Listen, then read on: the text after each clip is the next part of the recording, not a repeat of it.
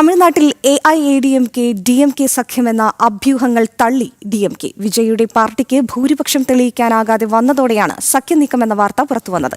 പ്രതിപക്ഷത്ത് തുടരുമെന്ന് DMK അറിയിച്ചതായാണ് സൂചന. തമിഴക വെട്രിക്കഴകം രൂപീകരിക്കുന്ന സർക്കാരിനെ പിന്തുണയ്ക്കില്ലെന്ന് AIADMKയും വ്യക്തമാക്കി. അതേസമയം ഭൂരിപക്ഷം തെളിയിക്കാനാകാതെ വന്നതോടെ വിജയുടെ സത്യപ്രതിജ്ഞ അനിശ്ചിതത്വത്തിലായി. വിവരങ്ങളുമായി ഐസൻ ജോസാണ് ചേരുന്നത്. ഐസൻ, ഇന്ന് സത്യപ്രതിജ്ഞ നടക്കേണ്ടതായിരുന്നു തമിഴ്നാട്ടിൽ. പക്ഷേ കൂടുതൽ സീറ്റുകൾ നേടിയെങ്കിലും ഭൂരിപക്ഷം തെളിയിക്കാനാകാതെ വന്നതോടെ TVKക്ക്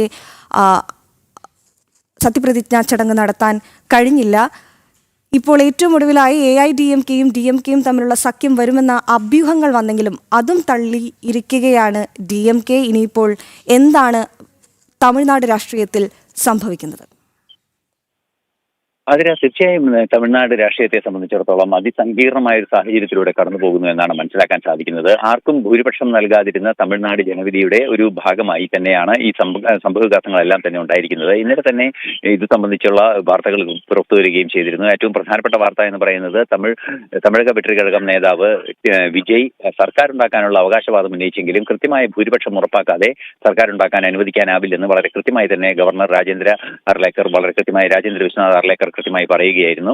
ഇതിന്റെ അടിസ്ഥാനത്തിൽ ഇന്ന് സത്യപ്രതിജ്ഞ നടത്താൻ സാധ്യമല്ല. 118 അംഗങ്ങളുടെ പിന്തുണയുണ്ടെന്ന് ബോധ്യപ്പെടുത്തിയാൽ സത്യപ്രതിജ്ഞയ്ക്ക് ക്ഷണിക്കാമെന്ന നിലപാട്, അല്ലെങ്കിൽ സർക്കാർ ഉണ്ടാക്കാൻ ക്ഷണിക്കാമെന്ന നിലപാടാണ് ഗവർണർ അറിയിച്ചത്. സ്വാഭാവികമായും സത്യപ്രതിജ്ഞ മുടങ്ങുകയും ചെയ്തു, അല്ലെങ്കിൽ അത് നടക്കില്ല എന്ന് ബോധ്യപ്പെടുകയും ചെയ്ത ഒരു സാഹചര്യമുണ്ടായി. സത്യപ്രതിജ്ഞയ്ക്കുള്ള അംഗങ്ങളെ ബോധ്യപ്പെടുത്താൻ ഗവർണറെ ബോധ്യപ്പെടുത്താൻ സാധിച്ചില്ല എന്നതുകൊണ്ട് തന്നെ സത്യപ്രതിജ്ഞ മാറ്റിവെക്കേണ്ട സാഹചര്യം തന്നെയാണ് ഉണ്ടായത്. ഇനി സത്യപ്രതിജ്ഞ നടക്കുമോ എന്ന് അറിയുകയുമില്ല. ഈ സാഹചര്യത്തിലാണ് ഇന്നലെ രാത്രി മറ്റൊരു അഭ്യൂഹങ്ങൾ പറഞ്ഞത്. അതായത് DMKയും AIADMKയും ചേർന്ന് സർക്കാർ ഉണ്ടാക്കാനുള്ള ചർച്ചകൾ ആരംഭിച്ചിരിക്കുന്നു എന്ന റിപ്പോർട്ടുകളാണ് പുറത്തു വന്നത്. പക്ഷേ ആ റിപ്പോർട്ടുകളെല്ലാം തന്നെ പൂർണ്ണമായും തള്ളുകയാണ് DMK. അത്തരം സംഭവങ്ങളൊന്നും ഉണ്ടായിട്ടില്ല, അത്തരത്തിലുള്ള നീക്കങ്ങൾക്കോ ഒന്നും തയ്യാറല്ല, പ്രതിപക്ഷത്തിരിക്കാനാണ് തങ്ങളുടെ തീരുമാനമെന്ന് വളരെ കൃത്യമായി പറയുകയും ചെയ്തു. ഇന്നലെ ഈ അഭ്യൂഹം പടച്ചുവിട്ടത് വേറെ ഏതോ വ്യക്തിത്വ താല്പര്യത്തിന്റെ ഭാഗമായാണ് എന്ന ഒരു നിലപാടാണ് ഇപ്പോൾ പുറത്തു വരുന്നത്, അനൌദ്യോഗികമായെങ്കിലും പുറത്തു വരുന്നത്.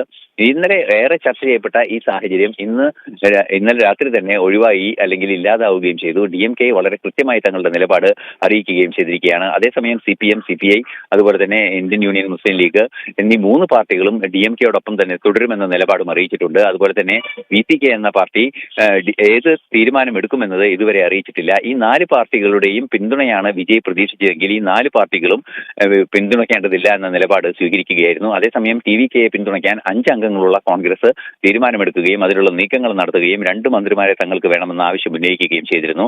അതിസങ്കീർണമായ രീതിയിൽ തമിഴ്നാട് രാഷ്ട്രീയം കലങ്ങിമറിയുന്ന സാഹചര്യമാണ് ഈ മണിക്കൂറുകളിലെല്ലാം തന്നെ റിപ്പോർട്ട് ചെയ്യപ്പെടുന്നത്. ശരി ഐസൻ, തമിഴ്നാട്ടിൽ ഇപ്പോൾ സർക്കാർ രൂപീകരിക്കാമെന്നും മുഖ്യമന്ത്രിയാകാമെന്നുമൊക്കെയുള്ള വിജയുടെ മോഹം ഇപ്പോൾ അനിശ്ചിതത്വത്തിലായിരിക്കുകയാണ്. സർക്കാർ രൂപീകരിക്കാൻ ആവശ്യമായ അംഗങ്ങളുടെ പിന്തുണ ഇതുവരെയും TVKക്ക് ഉറപ്പിക്കാൻ കഴിഞ്ഞിട്ടില്ല.